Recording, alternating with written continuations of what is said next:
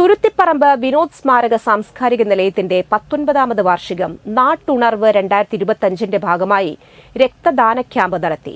IMA തൃശൂരും Nehru യുവകേന്ദ്രയുമായി സഹകരിച്ച് നടത്തിയ camp Mala block panchayat അംഗം സന്ധ്യ നൈസൻ ഉദ്ഘാടനം ചെയ്തു.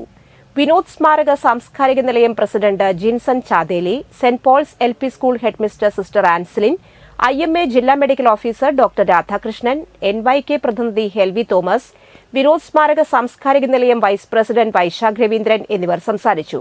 ക്യാമ്പിൽ നിരവധി ആളുകൾ രക്തദാനം ചെയ്തു. സാംസ്കാരിക നിലയം മെമ്പർമാരായ അഭിനവ്, നിഷാന്ത്, ദിവേഗ്, അഭിഷേക്, അതുൽ എന്നിവർ നേതൃത്വം നൽകി.